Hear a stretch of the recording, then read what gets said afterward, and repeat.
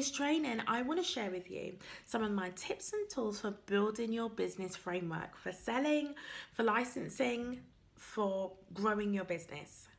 Okay, so this is going to be a brief overview of an example of how you can create your framework process and then create your license. So, some clients or colleagues that I've worked with have used this license, used this process for their license, or have used this to create their signature program or course. So the purpose of having a framework is that this is your signature thing that you are known for. It's the thing that people come to you for, and it must be something that you are used to receiving or creating transformations for your clients. It can't be something that's just an idea. So what I've done here is given an example, and it's based on some of the principles of my framework.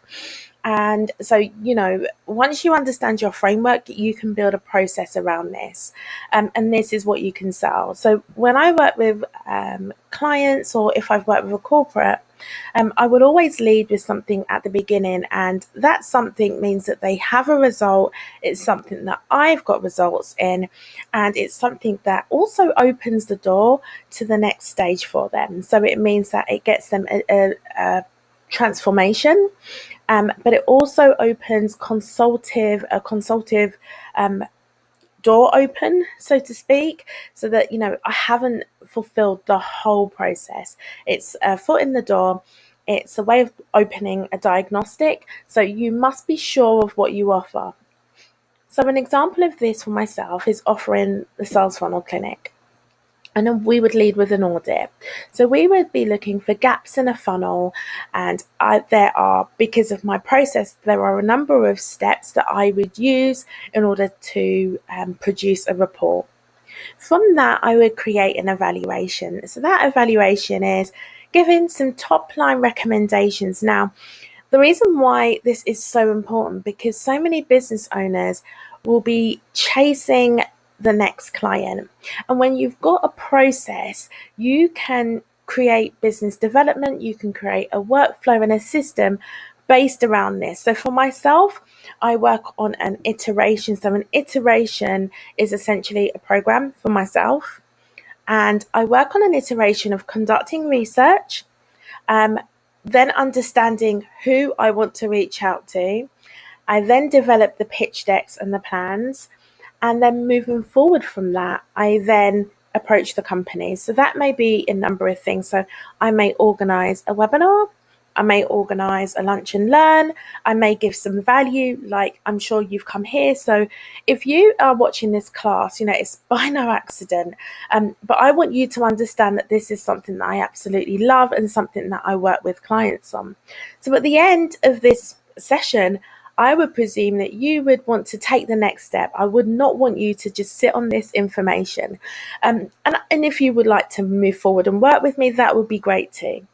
So that is the process that I follow. And then I would work through that. So for myself, there is either a strategy or some learning based around that principle, meaning that there is a bespoke strategy created for every company. It's not a blueprint, it's not one size fits all, because every single business owner has a different budget, different knowledge, different criteria.